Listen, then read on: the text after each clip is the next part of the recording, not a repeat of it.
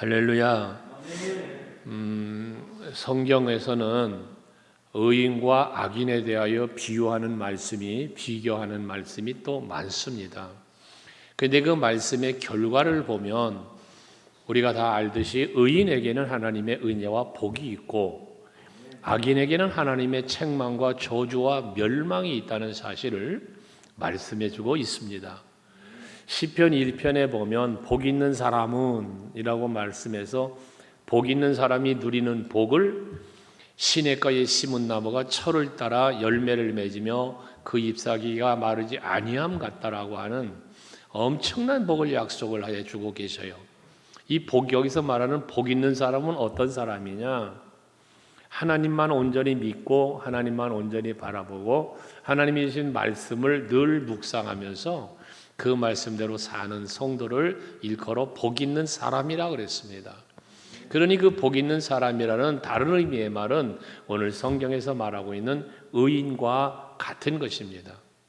오늘 예배하는 여러분들은 하나님 앞에 의인이 되시고 악인 되지 않기를 원합니다. 그 의인에 대한 복을, 복 있는 사람들에 대한 복을 말씀하시고 난 뒤에 바로 이어서 뭐라고 하냐? 악인은 그렇지 아니며 그랬어요. 악인은 의인이 받는 복을 받지 못한다는 거예요. 그렇지 않으며 그랬으니까요. 그게 바람에 나는 겨와 같도다. 바람에 나는 겨가 어때요? 바람이 이리 불면 이리 가고 저리 불면 저리 가고 정함이 없는 삶. 그리고 자기의 힘으로 자기의 의지로 아무것도 할 수 없는 그게 바람에 나는 겨입니다. 악인의 삶이 그렇다는 것이죠. 오늘도 악인과 의인에 대하여 비교하며 말씀을 하는데 특별히 1절에 보면 하나님이 일어나시니 라고 먼저 말씀을 해요. 하나님이 일어나시니 라고 말씀하는데 하나님이 일어나신다는 건 뭘 말하냐? 하나님이 일을 시작하신다는 거예요. 하나님이 일을 하신다는 거예요. 어떤 일을 하느냐? 하나님이 먼저 말씀한 내용은 악인들에 대한 이야기예요. 악인들에 대한 이야기. 거기에 보면 악인들을 뭐라고 했냐? 원수로 표현했습니다. 원수들은 흩어지며 라고 말해요. 악인을 원수라고 표현을 했습니다. 여러분, 하나님과 원수된 자는 어떤 사람이 하나님과 원수가 됐는가? 성경이 말하는 하나님의 원수된 사람은 로마서 8장 7절 말씀에 보면 하나님과 원수된 자를 뭐라고 말합니까? 육신의 생각은 하나님과 원수가 되나니 그랬어요. 그러니까 육신의 생각을 품고 육신의 정욕대로 사는 사람, 이 사람은 결과적으로 하나님과 원수가 되는 삶을 사는 거고 그 사람이 곧 원수라는 거예요. 또 그 다음에 이어서 뭐라고 그랬어요? 하나님의 법에 굴복하지 할 뿐 아니라 굴복할 수도 없느니라 그래서 하나님의 말씀에 굴복하지 않는다는 건 뭐예요? 불순종하는 사람입니다. 이 사람이 하나님과 원수된 사람이고 이 사람이 하나님 앞에 악인이 되는 거예요. 근데 이들은 어떻게 됐다고요? 흩어지며 라고 말을 해요. 여기서 흩어진다는 것은 구약의 선지자들을 통한 말씀으로는 포로가 되어지는 거예요. 하나님께서 주신 적과 꿀이 흐르는 가나안 땅의 누림을 누리지 못하고 뿔뿔이 흩어져서 살아가야 하는 그러한 자들이 되어지고 만다는 것이니까 결국 하나님의 은혜 안에서 하나님의 복주심 안에서 살지 못하고 그것을 떠나 살아가는 자들이 되고 만다는 이야기를 하는 것입니다. 그래서 하나님은 원수를 흩으신다, 대적을 흩으신다, 또 대적을 멸하신다 이런 표현을 성경에서는 하고 있는데 그것이 다 뭡니까? 악인들의 멸망을 말씀하고 있다는 것입니다. 또한 뒤에 이어서 1절 말씀에 보면 원수가 흩어진다고 말한 다음에 주를 미워하는 자들은 그랬어요. 주 앞에서 도망하리라 그랬습니다. 주를 미워하는 자. 주를 미워하는 사람은 어떤 사람이겠습니까? 주를 사랑하지 않는 자가 주를 미워하는 거예요. 그럼 주를 사랑하는 자가 누구인지를 성경은 말하고 있으니까 주를 사랑하는 자가 어떤 사람인지 헤아려 보면 그와 반대되는 사람은 주를 미워하는 사람이 되겠지요. 주를 사랑하는 자는 어떤 사람이냐? 요한복음 14장 15절 말씀에 보면 예수께서 말씀하시기를 나를 사랑하는 자라면, 그래서요, 하나님을 사랑하고 예수를 사랑하는 자라면 나의 계명을 지켜야 한다. 이게 요한복음 14장 15절의 말씀이에요. 이것처럼 하나님을 사랑하는 사람은 결국 어떤 사람? 하나님의 계명, 하나님의 말씀을 지키는 사람, 말씀에 순종하는 사람, 율법을 지키는 사람인 거예요. 그럼 반대로 하나님을 미워하는 사람은 그럼 뭐예요? 주를 미워하는 사람은 하나님의 계명을 지키지 않는 사람, 하나님의 율법과 말씀을 지키지 않는 사람이에요. 그러니까 여러분들, 우리 성도 여러분들은 하나님 사랑하시지요? 사랑하시기 때문에 하나님의 말씀에 순종하고 살려고 애쓰시지요? 그 주를 미워하는 자가 아닌 거예요. 특별히 하나님을 사랑하는 자에다, 여기 미워를 말한 자를 말하는데 사랑하는 자를 일컬어 잠언 8장 17절 말씀에 보면, 물론 이 잠언서에 말하는 나라고 하는 것은 지혜를 이야기하는 거예요. 문자적으로는 지혜. 잠언서 8장에서는 지혜에 대한 이야기를 쭉 하시다가 그 지혜를 의인화시켜서 나를 사랑하는 자들이 그런 거거든요. 그러니까 지혜를 사랑하는 자들이에요. 문자적인 것으로 의미를 보면. 하지만 여기서 지혜는, 잠언서에서 말하는 지혜는 뭐냐? 곧 하나님을 경외하는 게 지혜라고 그랬어요. 그러므로 나를 사랑하는 자, 지혜를 사랑하는 자는 곧 지혜의 근본, 지식의 근본 되시는 여호와를 경외하는 삶을 사는 자를 말하는 거예요. 그래서 여호와 하나님을 사랑하는 자는 뭐한다? 나의 사랑을 입는다. 나의 사랑을 입어요. 하나님의 사랑을 입어. 앞에서 본문에서는 주를 미워하는 자는 주 앞에서 도망을 치는데, 하나님을 사랑하는 자는 어떻게 돼? 그 사랑을 입으며 또 나를 간절히 찾는 자가 나를 만날 것이다라고 해서 만나주시고 함께하시고 동행하시면서 은혜 베푸신단 말이에요. 사랑하는 자에게요. 하지만 주를 미워하는 자는 뭐한다? 도망을 친다는 거예요. 그 앞에서, 주 앞에서 도망을 친다는 것입니다. 도망을 치는 이유가 뭐예요? 무서우니까. 도망을 치는 이유는 뭐예요? 그 앞에 살 수 없으니까. 여러분들은 오늘 주의 전에 이처럼 나오셨어요? 도망하는 자가 아니라 주를 찾아 나온 분들이에요. 그러니 여러분들은 하나님의 은혜 속에 사는 성도요, 적어도 악인은 아니다. 네. 악인이 아니라는데 뭐 기분 나빠요? 아멘도 안 해. 여러분은 악인이 아니고 하나님을 찾아 나온 자니까. 오늘 1절에서 말하는 여러분 하나님의 원수도 아니요 주를 미워하는 자들도 아니니까 여기 흩어지며 도망하는 일은 없을 것이라는 거지. 거기다 2절에 보면 연기가 불려가듯이 그들을 몰아내소서, 불 앞에서 미리 녹음같이 악인이 하나님 앞에서 망하게 하소서. 여러분, 하나님 앞에서 망하게 한다. 이 중요한 말, 하나님 앞에서 망한다. 이 말은 뭐예요? 하나님은 어떤 분? 하나님은 사랑이시라. 요한 1서에서 말씀하죠. 하나님은 사랑의 하나님이세요. 복 주시길 원하시는 분이세요. 그리고 지켜주시길 원하시는 분이에요. 은혜 베푸시길 원하고 평강 베푸시기를 원하시는 분이 하나님이세요. 그런데 그분 앞에서 망한대요. 이게 뭔 얘기예요? 그분 앞에서 망한다. 이거는 결국 하나님 앞에 악인은 하나님 앞에서 망하는 거예요. 이 말은 하나님이 뭐 하는 거예요? 망하게 하시는 거예요. 하나님이 복 주시고자 그리고 지키시기 원하는 하나님이 복을 안 주시고 지켜주지 않는다는 거예요. 그러니까 흩어지고 그러니까 도망을 친다는 얘기거든요. 하나님 앞에서 하나님은 은혜 베푸시길 원하는데 그 앞에서 망하니 은혜가 멈춰진 거예요. 여러분 요즘 비가 안 와서 난리죠. 뭐 며칠 비가 이제 오겠다고 또 그러니까 그나마 다행인데 저 남쪽으로만 오고 또 이 북주 중부는 또 안 온다니. 우리가 사는 서울은 괜찮아 여러분. 수돗물 꼭지만큼은 물이 잘 나오니 여러분들 농사 안 지니 괜찮으실지 모르나 정말 농사일에 전념하시는 분들에게는 엄청난 피해가 지금 있어요. 정말 하나님이 은혜를 베풀어 주셔야 돼요. 그런데 어디 지방 군수가 세상에 기우제를 지낸다고 돼지 대가리 놓고 절하는 게 뉴스 나오던데 저기는 비 안 오겠다 내가 그랬어. 비가 더 안 오겠다. 여러분 이럴 때 뉴스가 보도 좀 했으면 좋겠어요. 비가 오지 않아서 어디 지역의 교회 연합회가 하나님 앞에 비가 오게 해달라고 기도를 했다. 기도회를 했다.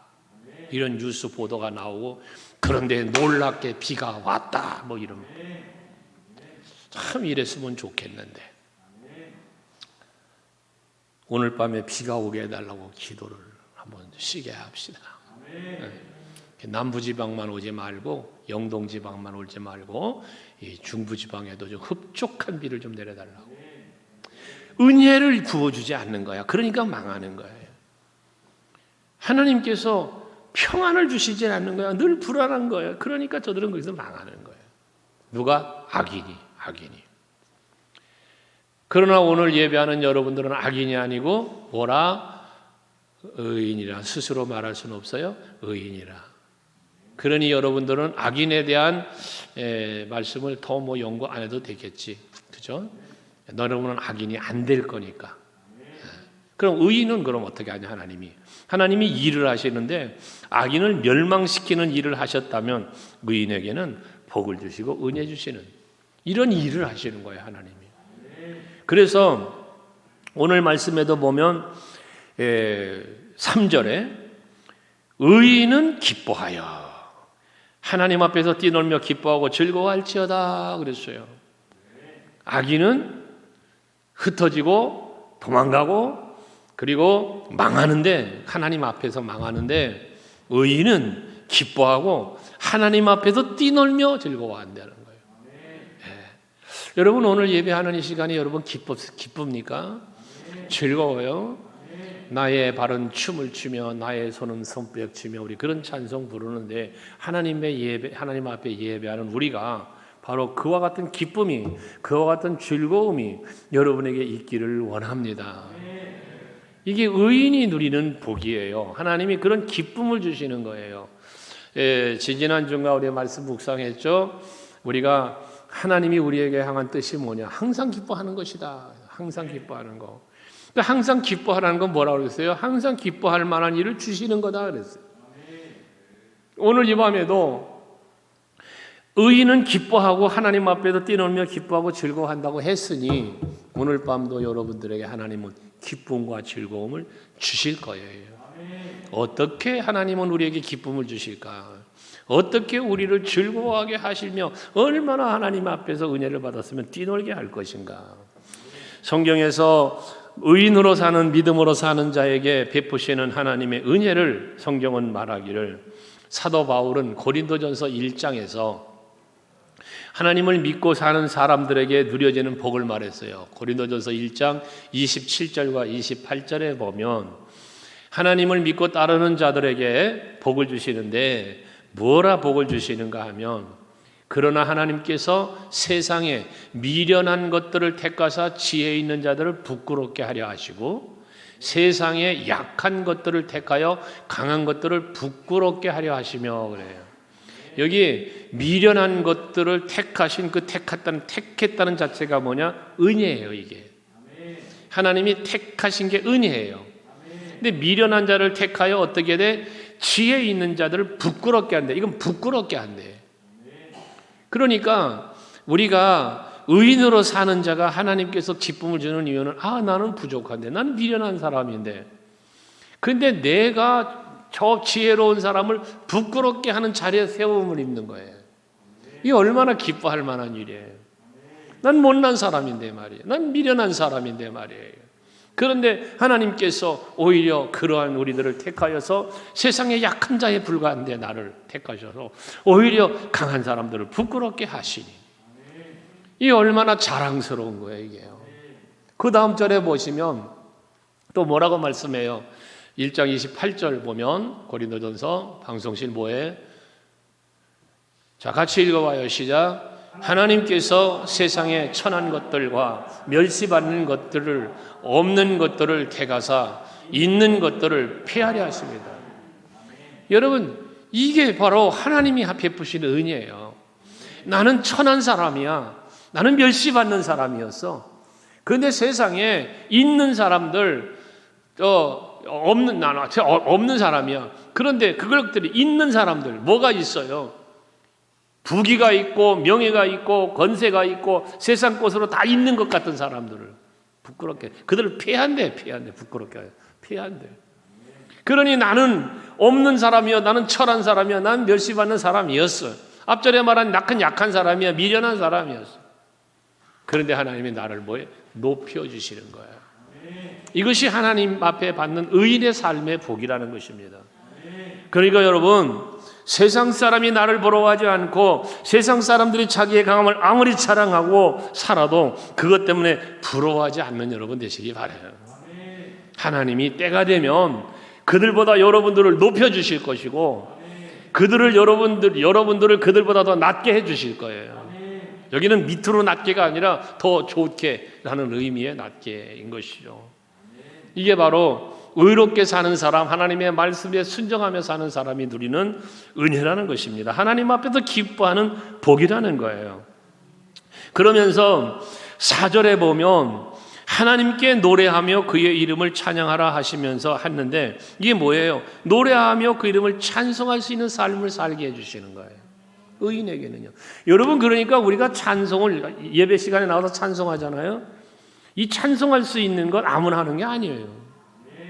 여러분, 하나님 앞에 우리가 감사의 영광 돌릴 수 있는 게 아무나 하는 게 아니라고요. 여러분, 찬양하는 시간이 즐거워야 돼요. 찬양하는 시간이 지루하고 찬양하는 시간이 아무렇게 하지 않게 느껴져요. 여러분 마음 중심이 하나님을 향한 감사와 영광의 고백이, 은혜의 고백이 약해진 상태인 거예요. 여러분 보세요. 제가 목회하면서 성도들이 저에게 와서 하나님께서 은혜 베풀어 줬다, 하나님이 복을 주셨다 뭐 등등의 얘기하는 게 대부분 뭐냐면요, 뭐 사업이 뭐가 잘 됐다, 자식이 뭐 잘 됐다, 막 병이 고침을 받았다 등등을 이야기하면서 하나님에게 은혜 베푸셨다는 거예요. 그런데 하나님이 우리에게 은혜 베푸셨다고 고백하는 사람들의 대부분의 사람들의 이야기가 다 무엇이냐, 육체에 속한 것들이더라는 거죠. 육체에 속한 것. 아까 우리 권사님 작전기도 잘 마치게 해주심에 감사함을 드렸던데 나에게 기도할 수 있는 마음을 주신 것이 은혜라고 생각할 수 있어야죠. 내가 기도했더니 하나님이 내게 이러한 영적인 충만함을 주어 내 마음이 기쁘고 즐겁습니다. 비록 환경은 바뀌지 않았지만, 세상에서 고통당하고 있는 이 문제는 해결되지 않았지만 내 마음에 기쁨이 있어요. 평안이 있어요. 정말 이런 은혜를 제가 받았습니다. 이것이 진정한 하나님의 은혜죠. 이게 믿음으로 사는 자의 고백적인 은혜가 되어야 되는 거예요. 근데 우리는 대부분 뭐에다 은혜를 포커스 맞추냐? 육체적인 것에 포커스를 맞추고 있더라는 이야기예요. 그러면 반대로 얘기해 보세요. 뭔가 잘 안 돼요? 안 되면 뭐예요? 은혜 받지 못했다는 거예요. 하나님이 내게 은혜를 안 주신다는 거예요.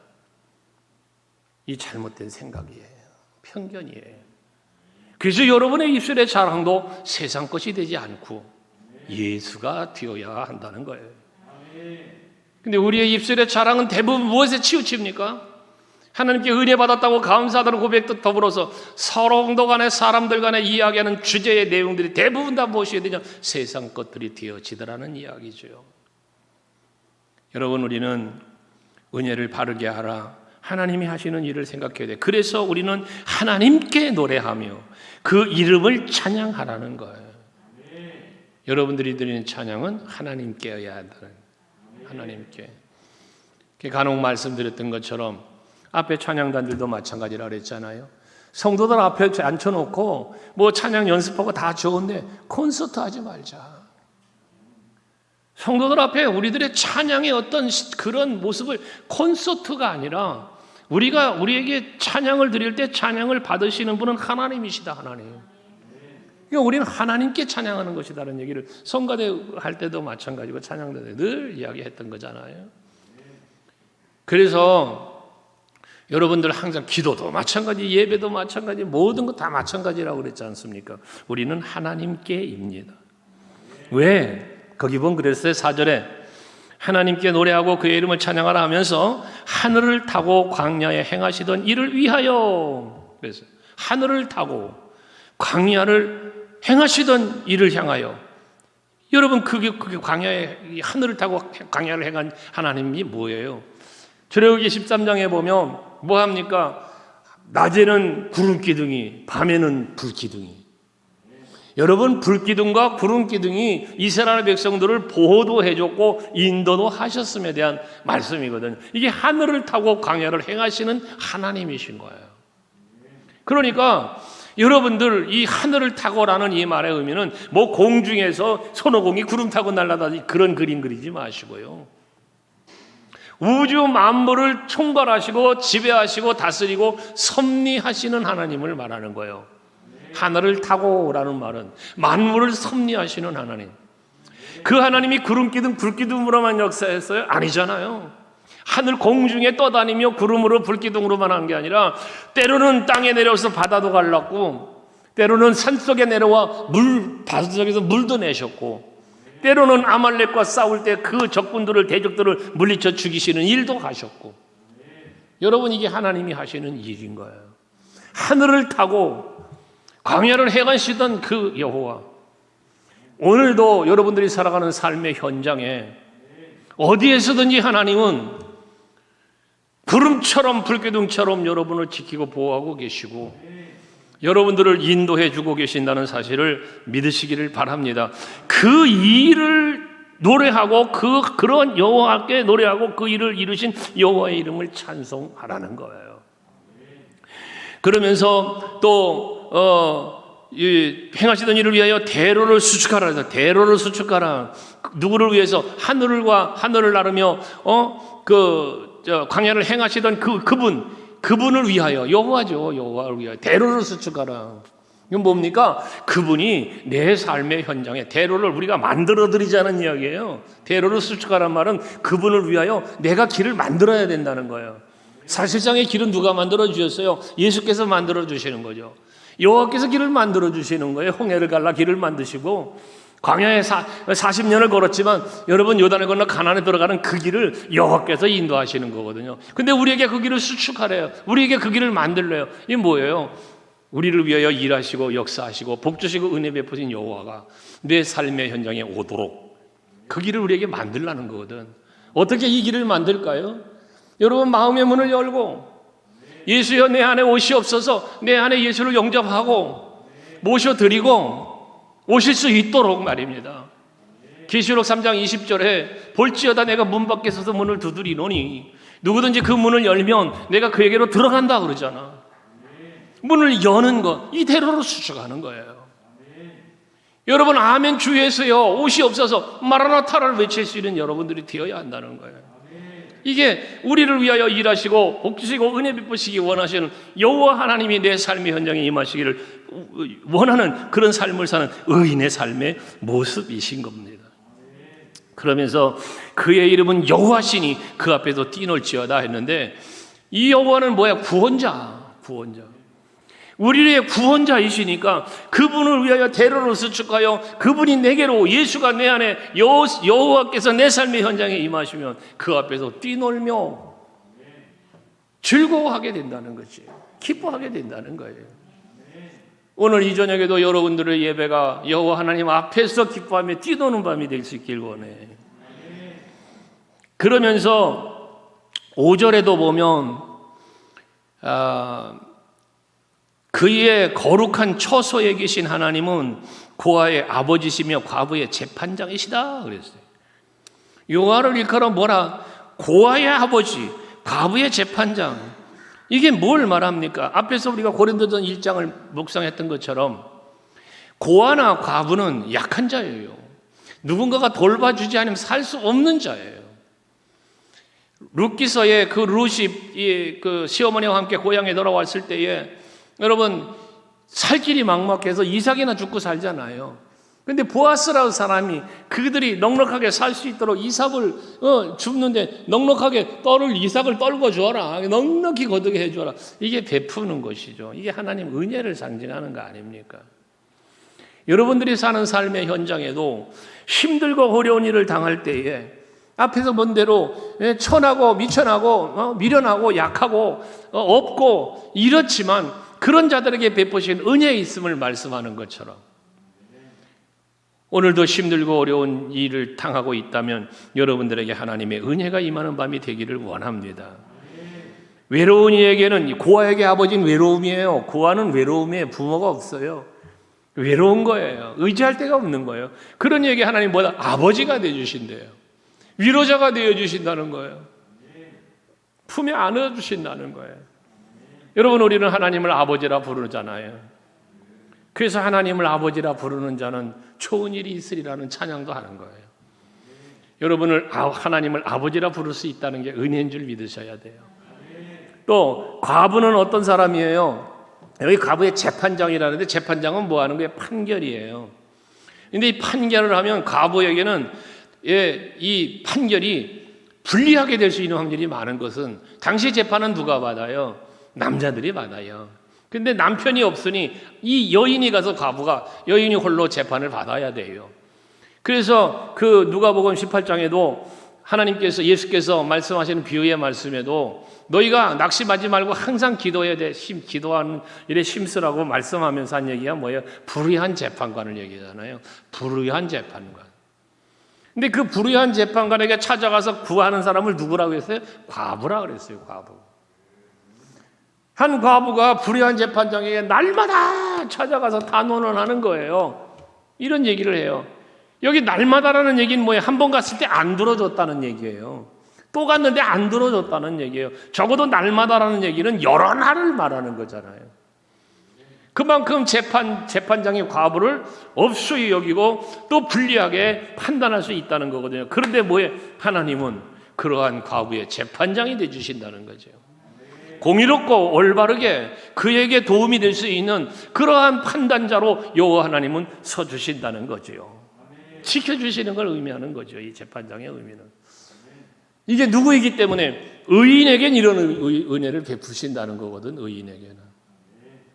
그러면서 또 이어진 말씀에 보면 6절에 하나님이 고독한 자들은 가족과 함께 살게 하시며 갇힌 자들은 이끌어내서 형통하게 하신다라고 합니다. 고독한 자, 가족이 없어서 홀로 외로워 있는 사람은 가족과 함께 하게 해주신다. 이건 번성의 의미예요. 그래서 가족이 생기는 거예요. 자녀가 생기는 거예요. 하나님 이런 은혜를 주신다는 거예요. 그리고 갇힌 자, 자유가 없는 자예요. 아무것도 자기 힘으로 할 수 없는 자가 갇힌 자예요. 근데 그런 갇힌 자에게 뭐한다? 형통케 하신다는 거예요. 창세기 39장 2절 3절 말씀을 보면 요셉에 대한 기록이 있잖아요. 그 기록에 보면 요셉에 대해서 뭐라고 기록합니까? 여호와께서 요셉과 어떻게 함께 하심으로 그랬어요. 여러분, 하나님께서 여호와께서 요셉과 함께 하심으로 그가 형통한 자가 되었다는데, 근데 사실 이 말씀을 우리가 묵상할 때마다 여러분들에게 드리는 말이지만, 여호와께서 요셉과 함께 하심으로라고 말했지만 이 함께 하심은요 요셉과만 아니거든요. 오늘 저와 여러분과도 마찬가지예요. 모든 믿는 자와는 함께 하시는 거예요, 하나님이.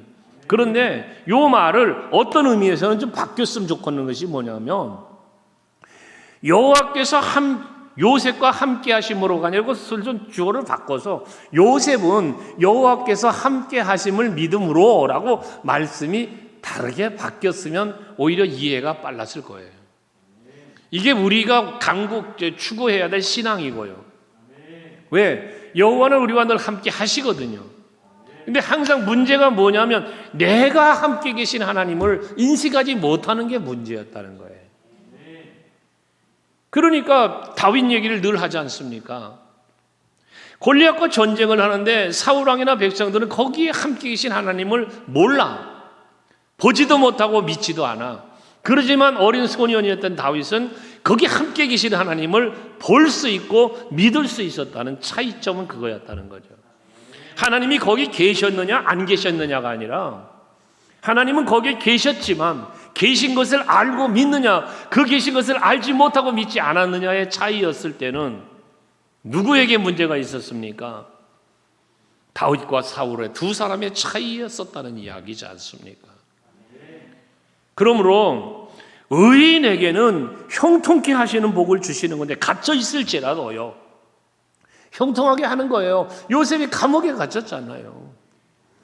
하지만 그를 형통하게 해서, 여러분 애굽 사람의 집에 있어. 애굽 사람 누구? 보디발의 집이에요. 첫째는 보디발의 집이에요. 지금 그래서 그 뒤 3절을 보면 뭐라고 말합니까? 이 여호와께서 복을 주셔서 그 형통케 하셨는데, 그래서 보디발의 집에 있는데 그의 주인 보디발이 여호와께서 그와 함께 하심을 보며, 그래. 이 함께 하심을, 요셉이 여호와께서 함께 하심을 보면서 형통하게 은한 하나님이 복을 주셨는데, 그걸 또 누가 본다? 보디발이 본다는 거예요. 그 집 주인이 그걸 본다는 거예요. 하나님이 여러분과 함께 하시며 여러분들 형통하게 하시는 것을 누가 봐야 돼? 여러분 곁에 있는 주위의 사람들이 그걸 볼 수 있어야 되는 거예요. 아, 당신을 보니까 하나님이 함께 하시며, 당신을 보니까 그 하나님이 여러분, 당신에게 복을 주시는구나. 이걸 그들이 말할 수 있게. 그들이, 예수님이 십자가에 죽으시면서 크게 시장이 갈라지고 그 마지막 죽음의 현장을 보면서 뭐라 말합니까? 이는 진짜 그리스도다. 이 사람 진짜 메시아구나. 하나님의 아들이구나. 여러분, 예수님도 그런 것처럼 여러분들도 그런 소리를 들을 수 있어야 돼요. 요셉도 그랬던 것처럼, 다윗도 그랬던 것처럼 말이죠. 우리 서강교회 성도들은 교회에서만 아니라, 교회에서도 마찬가지야. 교회에서도 여러분들을 보면서, 아, 장로님 때문에, 권사님 때문에, 집사님 때문에 하나님께서 참 복을 주셔서 우리 교회가 잘 되고, 뭐 이런 소리를 들을 수 있는 여러분들이 되시자는 거지. 되시자는 거지. 여호수아서 1장 7절 말씀에도 보면 하나님께서 여호수아에게 말씀하시면서 넌 강하고 담대해라 말씀하잖아요. 그러면서 뭐란 말씀을 약속을 주느냐면, 모세가 내게 명령한 그 율법을 다 지켜 행하고 우러나 좌우러나 치우치지 말아라. 이게 뭐예요? 의인의 삶을 살라는 거잖아, 이게. 그리하면 어디로 가든 형통하리니, 그래요. 여러분, 하나님의 말씀을 지켜 행하고 그 말씀에 순종하고 살면, 의인의 삶을 살면 형통하게 하시는 거예요, 하나님이. 그러니 형통케 해주세요 하지 말고, 여러분 하나님의 말씀을 지켜 행하고 순종하기 위한 심씀, 이런 노력과 심씀이 여러분에게 있어야 된단 말이에요. 그러니까 우리가 기도를 해도 빠지지 않아야 될 기도가 뭐냐 하면 그런 거예요. 하나님 내게 읽어주세요, 적어주세요, 뭐 구할 수 있죠. 하지만 그런 기도 후에라도, 그 기도 이전에라도, 언제라도 항상 기도해야 될 것은, 하나님이요, 내가 여호와 하나님의 말씀을 지켜 행하고 여호와의 말씀을 잘 깨닫고 믿고 그대로 순종하며 살 수 있게 주시옵소서. 그리하여 그 순종하는 자가 받는 복을 받아 누리게 해 주옵소서. 이게 기도여야죠, 이게. 근데 우리는 이 부분을 싹 빼놓고 돈 주세요, 건강 주세요, 잘 되게 해주세요.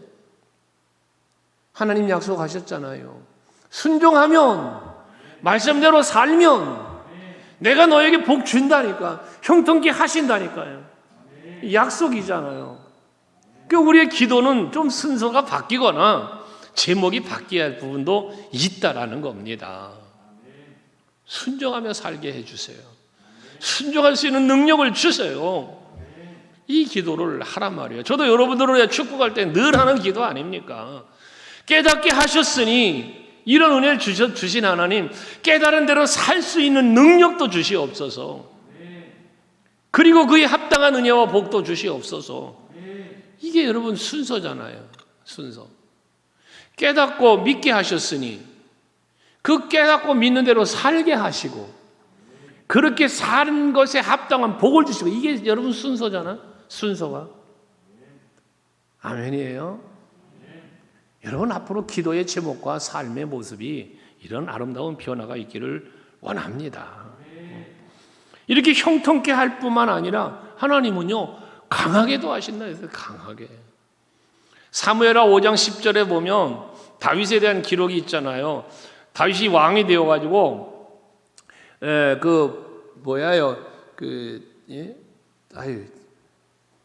처음 여부수 족속과의 전쟁이 제1번 전쟁이 있잖아. 왕이 되는 거예요. 첫 전쟁이.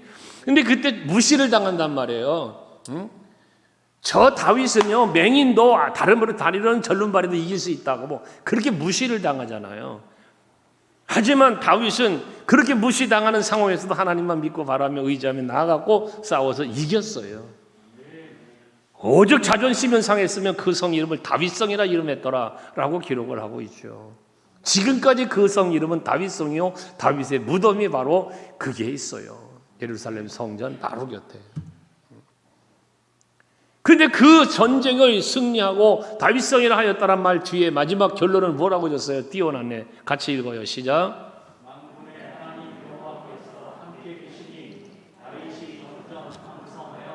말씀하셨죠? 만군의 여호와 하나님이 함께 계시니. 누구와? 다윗과. 그러니까 그가 어떻게 점점 강성해졌다는 거예요. 여러분, 하나님이 함께 하시면요, 내 능력 플러스 알파 하나님의 능력이 곧 내 능력으로 나타나게 되는 거예요. 그러니까 모세의 능력, 지팡이의 능력으로 홍해를 가는 게 아니라 하나님의 능력으로 홍해를 갈랐잖아요. 하나님이 하시는 일이란 말이에요. 거대한 골리앗을 다윗이 물맷돌 조준력이 뛰어나 파워 있게 그 이마를 뚫어 죽인 게 아니라 하나님께서 쓰러뜨린 것이잖아요. 이것처럼 오늘 이 시대를 살아가는 저와 여러분에게도 하나님은 강한 힘이 되어 주셔서 모든 환경을 헤치고 나갈 수 있는 능력도 우리에게 주시는 거예요. 아멘 되시죠? 믿는 자에게는 능히 하지 못할 일이 없느니라고 말씀하시는 주님의 말씀을 한번 우리는 생각해 보면서, 예수는 나의 힘이요, 예수는 나의 힘이요. 여러분, 우리가 찬송으로도 고백하는 것처럼 나의 힘이신 여호와여 라고 다윗이 고백하는 것처럼 여호와 하나님이 여러분에게 힘이 되어 주실 줄로 믿으시길 바랍니다. 그러니 강하고 담대하라는 거예요. 여호수아서가 1장 7절을 봤는데 9절을 한번 보면 여호수아 1장 9절에도 마찬가지야. 강하라 담대하라고 말씀하시면서 그 다음 계속 이어진 말이 뭡니까? 두려워하지 말며 놀라지 말라. 네가 어디로 가든지 네 하나님 여호와가 너와 함께 하실 것이다. 강하고 담대해야 할 이유, 여호와께서 너와 함께 하시니까 강하고 담대하라는 거예요. 여러분, 세상을 이길 힘은 오직 여호와 하나님께로부터 옵니다. 내 힘으로, 내 의지로 이길 수 없어요, 여러분. 여러분들의 지혜로 이길 수 없어요. 여러분들의 세상적인 그 어떤 힘으로도 이길 수 없고 해결할 수 없는 일이 너무나 많아요. 세상에는요. 그러나 하나님이 하시면 안 되는 게 없어요. 다 되는 거예요. 그러니까 내게 능력 주시는 자 안에서 내가 모든 것을 할 수 있다라고 말씀하는 거예요. 그러니까 바울은 이 사실을 깨달아 알았기 때문에, 믿기 때문에 뭐예요? 내가 날마다 죽고 그리고 내 안에 뭐가 그리스도께서 사시는 것이다. 갈라디아 2장 20절 고백을 하는 거거든요. 오늘 예배하는 여러분들도 내가 죽고 예수가 내 안에 살게 할 때 형통하게 될 것이고 강성하게 되어질 줄로 믿습니다. 그래서 고린도서 15장 57절도 그러므로 그리스도 예수로 말미암아 이김을 주시는 하나님께 감사한다 그러잖아요. 그리스도 예수로 말미암아 이김을 주신다는 건 뭐예요? 그리스도 예수가 이기게 해주신다는 거잖아요. 로마서 8장 37절도 뭐라고 말합니까? 우리를 사랑하시는 이로 말미암아 우리가 넉넉히 이기느니라. 우리의 이김은 어디에 있다는 거예요? 우리를 사랑하시는 이에게 있다는 거예요. 그러니 만군의 여호와 하나님께서 함께 해주시면 이렇게 형통하고 강해지고 또한 여러분 이기고 이런 삶을 주는데 누구와 함께 하신다? 의인과 함께 하신다. 이게 하나님이 하시는 일이라는 거죠.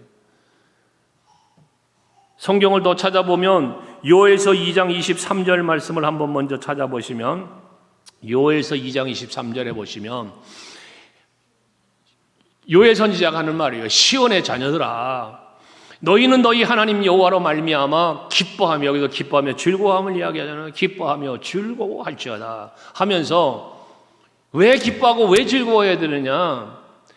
그가 하나님이 너희를 위하여 비를 내리시되 이른 비를 너희에게 적당하게 주시리니 이른 비와 늦은 비가 예전과 같을 것이다. 여러분, 이른 비를 적당한 때 준대요. 늦은 비를 또 주신대요. 비가 필요할 때 비를 주신다는 거예요. 아멘. 아까 비가 안 오는 요즘 우리 한번 오늘 이 밤에 기도하자고 그랬는데 이때에 꼭 필요한 은혜의 단비가 우리 영적으로만 내리는 게 아니라 이 땅에도, 이 세상에도, 우리 대한민국에도 이 피해를 당치 않도록 내리시는 은혜가 있기를 간절히 축복합니다. 오늘 이 밤에 기도한 여러분의 기도 때문에 비를 내시는 하나님의 은혜가 있기를 원해요. 아멘. 신명기 11장의 말씀에도 보면 13절 14절에서 같은 내용의 말씀을 해요. 근데 여기도 보세요. 내가 오늘 너에게 명하는 내 명령을 너희가 만일 청종하고 지키라는 게 순종하라는 거잖아요.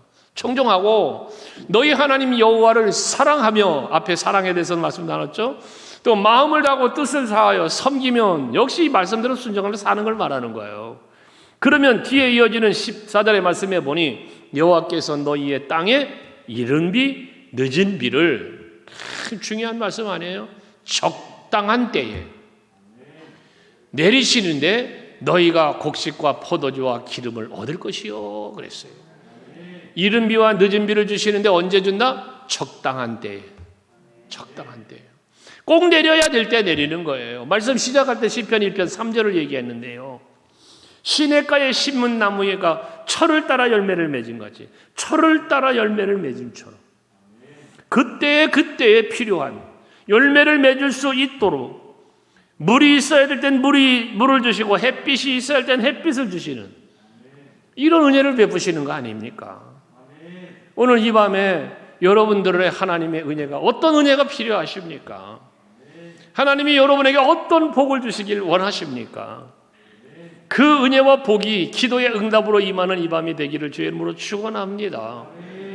이를 위하여 여러분 먼저 우리가 가져야 할 마음가짐, 이건 바로 하나님의 말씀을 듣고 믿고 지켜 행하기를 다짐하시고 언제나 나와 함께 하시는 여호와 하나님을 바라보고 의지하고 믿고 따르는 삶을 살아가려고 하는 여러분들이 될 수 있기를 바랍니다. 나를 사랑하는 자가 나의 사랑을 입으며 나를 간절히 찾는 자가 나를 만날 것이라 했으니 오늘 이 밤이 그와 같은 은혜의 밤, 복된 밤이 되시기를 주의 이름으로 축원합니다. 할렐루야.